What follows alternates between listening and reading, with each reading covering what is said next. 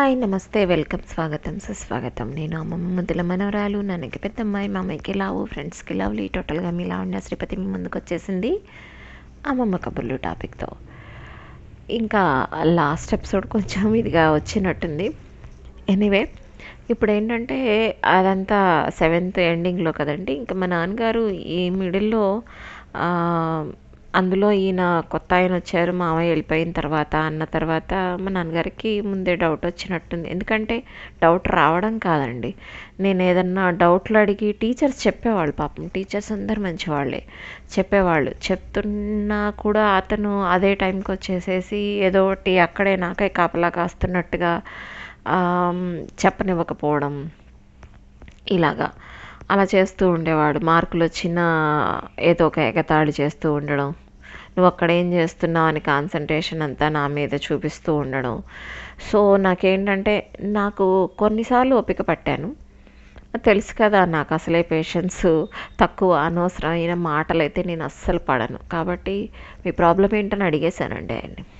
మీ problem ఏంటి అసలు, నాతో మీ ప్రాబ్లం ఏంటి? నేనేదో కూర్చున్నాను, చదువుకుంటున్నాను, ఆడుకుంటే ఆడుకుంటాను, లేకపోతే లేదు, వాళ్ళని చూస్తున్నాను, నా ఇష్టం. మీకు వచ్చిన బాధ ఏంటి? ఇది రీసెస్ పీరియడే కదా, పీటీ పీరియడే కదా, పీటీ మాస్టర్ ఉన్నాడా? పోనీ ఏమన్నా పీటీ చెప్పడానికి లేడు కదా.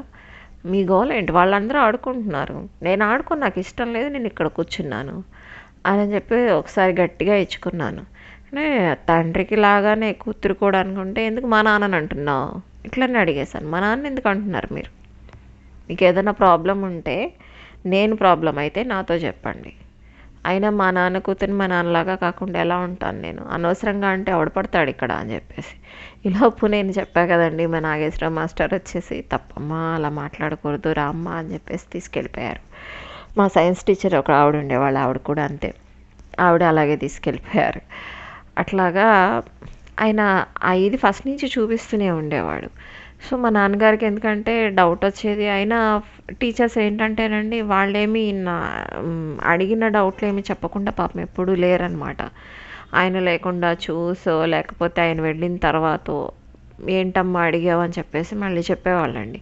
అంటే గవర్నమెంట్ స్కూల్లో టీచర్స్ సరిగ్గా ఉండరు అని చెప్పేసి ఎవరన్నారో కానీ, నాకైతే అందరూ అంటే ఉన్నారేమోలేంటి కానీ ఉన్నారు, నేను 10th చూశాను అట్లాంటి వాళ్ళని. కానీ ఇక్కడ మాత్రం మంచిగా చెప్పేవాళ్ళండి, అందరూ మాత్రం చక్కగా పిల్లల్ని ఒకళ్ళంటే ఎక్కువ ఒకళ్ళంటే తక్కువ చూడకుండా చక్కగా అందరినీ మంచిగా చూస్తూ ఉండేవాళ్ళు. ఎవరు ఏమడిగినా చెప్పేవాళ్ళు. ఇప్పుడు ఒక డౌటు స్కూల్లో పిల్లలకి వచ్చిందనుకోండి, అది ఇంకో 2-3 ఉండొచ్చు, వాళ్ళు అడగలేకపోవచ్చు, వీళ్ళు అడగడం వల్ల వాళ్ళకి క్లియర్ అవుతుంది. నేనైతే ఎప్పుడు దాచుకునేదాన్ని కాదు, అడగకుండా అలా ఉండేదాన్ని కాదు. ఆన్సర్ నేనే ముందు చెప్పాలన్న ఇదైతే మాత్రం నాకు లేదు. చెప్పాను కదండి, ఫస్ట్ రావాలి, నేనే ఫస్ట్ చెప్పాలి, ఇలాంటివి అయితే మాత్రం నాకు ఎప్పుడూ లేవు. కాబట్టి అది పట్టించుకొని కానీ డౌట్లు మాత్రం క్లియర్ చేసుకోకుండా ఉండేదాన్ని కాదు. అయితే ఇంకా ఈ 7th క్లాస్లోకి వచ్చేసిన తర్వాత మా నాన్నగారు ఏం చేశారంటే, కొంచెం మ్యాథ్స్లో డల్గా ఉన్నాను అనిపించింది మా నాన్నగారికి. మ్యాథ్స్లో డల్గా ఉన్నాను అనిపించి మాస్టర్ ఒక ఆయన ఉన్నారు, కృష్ణ మాస్టర్ అని చెప్పేసి, ఈ రోజుకి ఆయనతో మాట్లాడతాం మేము. సో ఆయన దగ్గర ట్యూషన్కి పెట్టారండి. సో ఆయన ట్యూషన్ స్కూలు ఉండేది వాళ్ళకి, స్కూల్లో కాదు కానీ ట్యూషన్కి మాత్రం పంపించేవాళ్ళు. నాతో పాటు మా చెల్లెలు వచ్చేది, పెద్ద చెల్లెలు, అండ్ మా బాబాయ్, గోపి బాబాయ్, ఇంగ్లీష్ నేర్చుకోవడానికి. తను అప్పుడు డిగ్రీ చేస్తున్నాడు.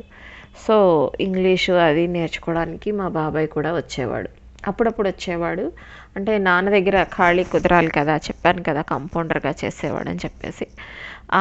లాస్ట్లో ఇంకా మేము 2 hours ట్యూషన్ అనుకోండి, లాస్ట్ 1 hour మా బాబాయ్ వచ్చేవాడు మ్యాక్సిమం అనమాట. అంటే మా తర్వాత ఇంకొంచెం సేపు ఉండేవాడు, మేము వచ్చేసేవాళ్ళం. ఒక్కొక్కసారి మాత్రం కుదరదు అని అంటే, కుదరదు గోపి వాళ్ళ నాకు పని ఉంది అని మా మాస్టర్ అంటే కనుక అప్పుడు మాతో పాటు వచ్చేసేవాడు అనమాట. మా నాన్నగారేమో ఆయనకి ఎప్పుడన్నా మాతో మేము వచ్చే టైంకి కనుక హాస్పిటల్లో పని అయిపోతే, అంత తొందరగా అవ్వదులేండి, ఒకవేళ అయిపోతే మమ్మల్ని వచ్చేసి నన్ను మా చెల్లిని సైకిల్ మీద ఇంటికి తీసుకొచ్చేవాళ్ళు అనమాట. సో అలాగా ఒకసారి అక్కడ చెప్పాను కదండి ట్యూషన్కి వెళ్ళినప్పుడు మా బాబాయ్ మాకు ఒక మ్యాక్సీల్ కుట్టాడని మా బాబాయ్ గురించి చెప్పిన ఎపిసోడ్లో మీకు చెప్పాను కదా. సో వెళ్ళానండి. వెళ్ళినప్పుడు ఏమైందంటే ఆ రోజు అదే మ్యాక్సీ వేసుకున్నాను. ఆ టైంలోనే దోమలు కుట్టి మలేరియా వచ్చింది ఒకసారి. అది అది ఎట్లాగంటే మా బాబాయ్ ఏంటంటే వీళ్ళిద్దరిని లోపలికి పంపించకండి అంటే, కొంచెం చలి పెరిగిన తర్వాత శీతాకాలం ఏంటంటే లోపలికి పంపించేవాళ్ళు, ఆరుబయట కూర్చోబెట్టి చెప్పేవాళ్ళు, పిల్లల్ని లోపలికి పంపించేవాళ్ళు. అంటే లోపల ఒక ఇదిలాగా ఉండేది, అక్కడికి పంపించేవాళ్ళు. అయితే మా తాతయ్య ఏమో వీళ్ళిద్దరిని మీరు లేకుండా లోపలికి పంపిస్తే కబుర్లు చెప్పుకుంటారు అక్క చెల్లెళ్ళు ఇద్దరు, వద్దని చెప్పన్నాను నన్ను బయటే సో దోమలు కుట్టినాయి. ఆ టైంలో మలేరియా వచ్చేసింది.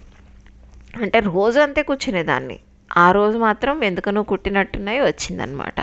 రోజు కూడా అయితే నేనే బయట కూర్చునేదాన్ని, మ్యాక్సిమం చెల్లెలే లోపలికి వెళ్ళేది. అయితే మలేరియా వచ్చిందండి. ఇంకా చూడండి, నాకు అది ఇంకా ఇంటికి వచ్చేదాకానే గుర్తుంది, ఇంటికి వచ్చాక ఏమైందో గుర్తులేదు. ఒకటే చలి అట్ట, దుప్పట్లు వేసేసి ఇంట్లో ఉన్న దుప్పట్లన్నీ వేసినా కూడా చలి ఆగలేదట. ఇంకా అలా 4 days తర్వాత లేచానని చెప్పేసి మా అమ్మ చెప్పిందనమాట. తర్వాత ఒకటే నీరసము. మా బాబాయ్ కూడా ఇక నుంచి నేను బయట కూర్చోబెట్టనమ్మా, బాబోయ్ ఇంత గోల చేసావేంటి అని చెప్పేసి మా బాబాయ్. అలాగా తర్వాత ఈ ఫీవర్ సంగతి వచ్చింది కాబట్టి చదువుతున్నాను. సాధారణంగా నాకు ఇంగ్లీష్ మెడిసిన్స్ పెద్దగా వాడేదాన్ని కాదు. మా తాతయ్యలు ఇద్దరు కూడా నాన్నగారు కూడా హోమియో ప్లస్ ఇది 2 చేసేవాళ్ళు కాబట్టి ఎక్కువ హోమియోనే వాడేవాళ్ళం అనమాట. అయితే ఒకసారి మా తాతయ్య అక్కడికో క్యాంప్కి వెళ్ళారు, నేను అమ్మమ్మ దగ్గర ఉన్నప్పుడు. నాకు ఫీవర్ వచ్చింది.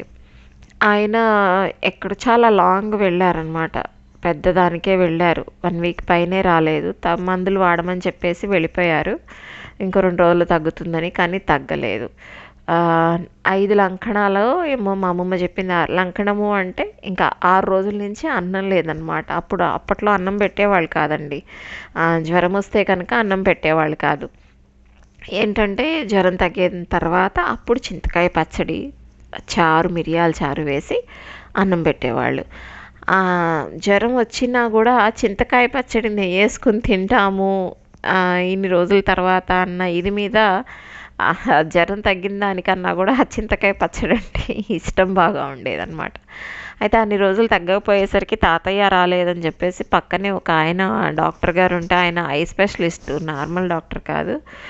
పిల్లని తీసుకురాలేమండి, బాగా నీరసంగా ఉంది, కాస్త మీరే రండి డాక్టర్, తెలిసిన ఆయన బాగా. సో ఆయన వచ్చి చూసి నార్మల్ ఫీవరేనమ్మా, మరి ఎందుకని తగ్గట్లేదు, ఇదేం వైరల్ ఫీవర్ కూడా కాదు అని చెప్పేసి మంది ఇచ్చారండి. మీకు తెలుసు కదా, క్రోసిన్ కావచ్చు, కాల్పాలు కావచ్చు, ఇట్లాంటివన్నీ ఫీవర్ ట్యాబ్లెట్లు పెద్దగా ఉంటాయి. అరబిళ్ళే వేయమన్నారు చిన్నపిల్లని కాబట్టి.